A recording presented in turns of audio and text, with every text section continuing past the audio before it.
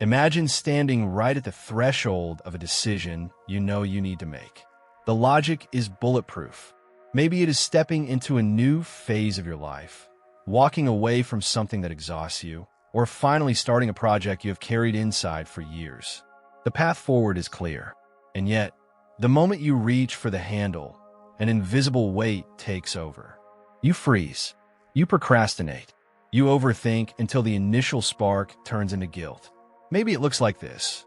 You have opened the same blank document 11 times this month. You have researched the topic exhaustively, bookmarked the tools, rehearsed the conversation and shower. And every single time, at the exact same point, something quietly pulls you back.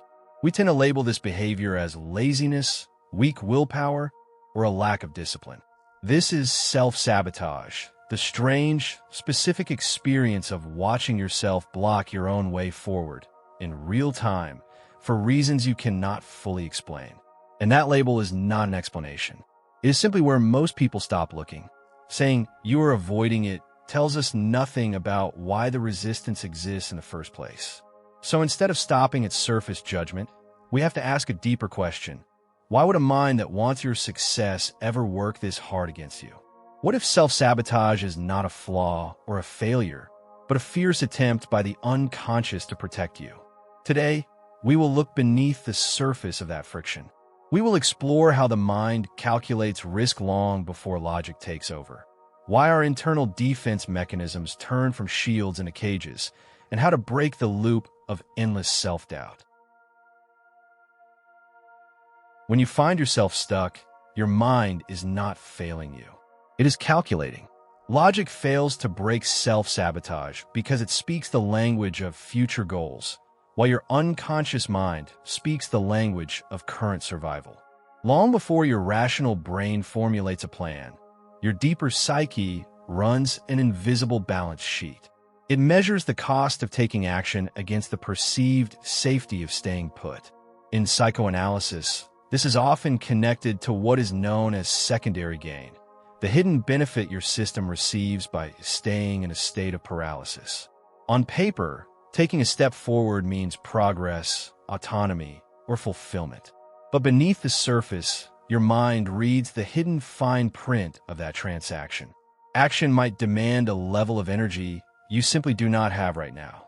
It might mean exposing yourself to judgment, stepping into uncomfortable vulnerability, or facing the terrifying possibility that your ideal vision will collide with an imperfect reality. If the price of moving forward feels like total exhaustion or a threat to your self-worth, your inner system makes a swift decision. The trade is not worth it. This is where the paralysis comes from. You are not failing to act out of weakness. You are experiencing an emergency brake applied by a system that believes it is saving you from a dangerous investment. To understand why this emergency brake is so powerful, it helps to look at how our inner world is structured. In internal family systems theory, the human psyche is viewed not as a single monolith, but as an ecosystem of different parts. Each part has its own role, voice, and intention. Within this system, self-sabotage is rarely driven by a desire to ruin your life. It is driven by a protector. This protective part was formed to keep you safe from emotional injury, humiliation, or total burnout. Whenever you approach a threshold that carries even a shadow of potential vulnerability, the protector steps in. It does not confront you directly. Instead, it floods your mind with sudden exhaustion, forces you into endless preparation, or creates a dense fog of confusion. It shifts your focus toward anything that feels safe and manageable, just to keep you away from the edge. It acts like a devoted guard standing at the gate, blocking you from entering a field it considers dangerous. The flaw in this mechanism is simple. The protector uses an outdated map. It evaluates your current capacity using the fears of your past. In its effort to shield you from failure or rejection, it slowly builds a wall around you. And eventually, a wall built to keep potential pain out becomes the very barrier that keeps you trapped inside. Perhaps the most exhausting element of self-sabotage is the mental loop that comes with it. When you find yourself unable to step forward, a relentless internal debate begins. You ask yourself, am I genuinely evaluating the risks, or am I just coming up with sophisticated excuses? Am I being wise, or am I simply afraid? This endless analysis consumes more energy than the action itself ever would. Psychotherapist Irvin Yalom pointed out a key reason why we get stuck in this loop. Every real decision requires renunciation. As long as a project, a move, or a life shift remains an idea in your head, it retains unlimited potential. It is perfect, safe, and untouched by reality. The moment you commit to a concrete action, you trade that infinite potential for a real, imperfect outcome. You risk finding out that the result might not match the grand vision in your mind. Self-sabotage often acts as a sanctuary for perfectionism. By freezing at the threshold, your mind protects the ideal image of what could be from the messy reality of what is. Staying in the hallway of endless analysis feels safer than stepping through the door and discovering your limits. Psychology can tell you that a protector is running the show. It cannot fully tell you what the protector is so afraid of losing. For that, we have to go one layer deeper, past the mechanism, into what it is actually defending. The protector is not working for you at random. It is working for your ego, not in the everyday sense of vanity, but in the older sense of the part of you that needs a fixed, defined, provable identity. The ego is the part that asks, who am I if this fails? It cannot answer that question in advance, so it does the next best thing.